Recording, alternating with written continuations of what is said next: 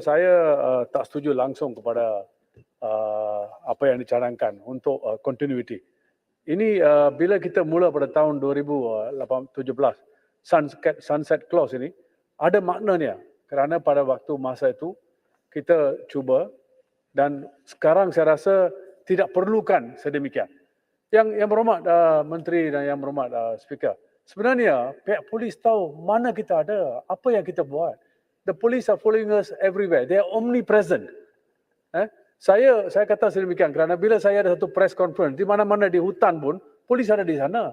Saya tidak beritahu kepada mereka, tapi saya selalu bagi tahu kerana perlindungan kepada Kula, kerana dia sangat untuk senangkan hati beliau, cinta kepada Kula, dia ada di sana untuk supaya tidak ada apa-apa akan jadi kepada Kula.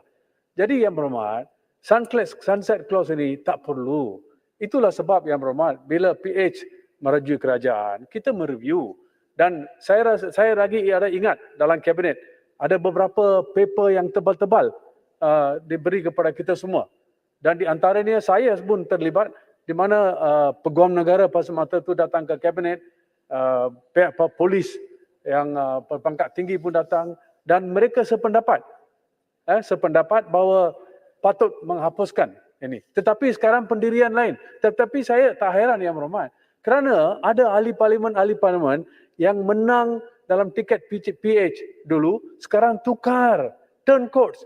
Dan sekarang kata, rang undang-undang sunset clause ini bagus. Inilah apa dia kata, double tongue, fork.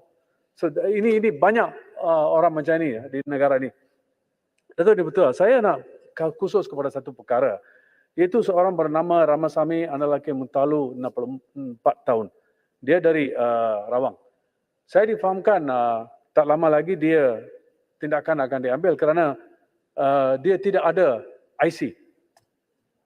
IC beliau yang lama adalah 5706 1408 7097. Baru-baru dia datang untuk berjumpa dengan saya.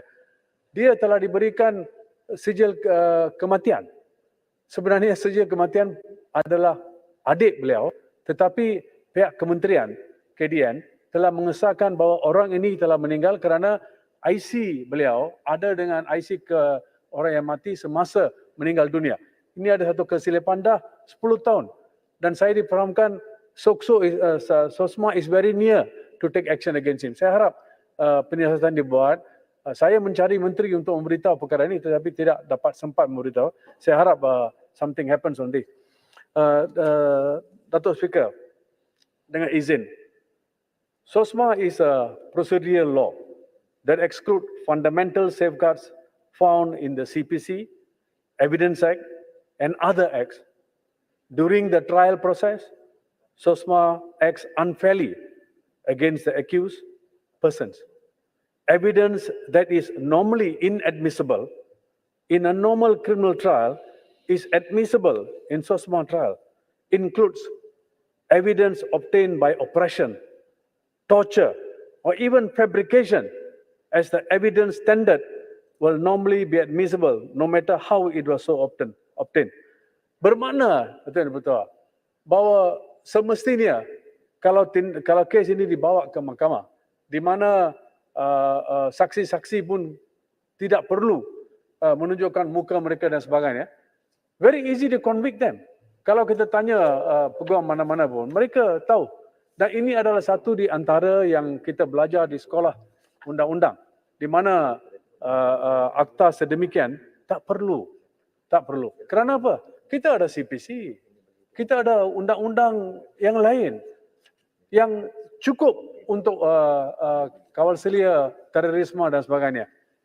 Dan kalau kita tengok undang-undang sedemikian, yang menjadi masalah kepada pihak-pihak berkuasa adalah mereka perlu pergi ke depan magistrate untuk mendapat lanjutan masa detention dan sebagainya. Ini adalah masalah untuk pihak-pihak berkuasa. Tetapi untuk fundamental right orang yang disiasat, dia ada liberty beliau telah di exploited. Dan saya rasa ini adalah perkara yang mustahak di mana kementerian perlu ambil kira Dan saya harap bahawa kerajaan akan jangan insaf esok hari. Today you are sitting there. You were sitting here before. What goes around comes around. It doesn't mean macam Petaling Jaya Utara dulu. Sama juga Petaling Jaya Selatan, di mana dia ditangkap di bawah Akta Soksma, diseksa dan sebagainya. Jadi kita semua perlu macam anytime, bila-bila pun boleh ditangkap oleh pihak-pihak berkuasa kerana kita tidak bersetuju kepada pihak kerajaan dan sebagainya. Akhir sekali, Datuk Ketua. Ya, saya rumuskan. Saya cintakan negara ini dan saya rela untuk mati untuk negara ini. Baik. Yang berhormat jangan bila-bila mengatakan bahawa kita tidak mencintakan negara kalau kita tidak menyokong rang undang-undang ini. Terima kasih. Terima kasih, Berhormat Ipoh Barat.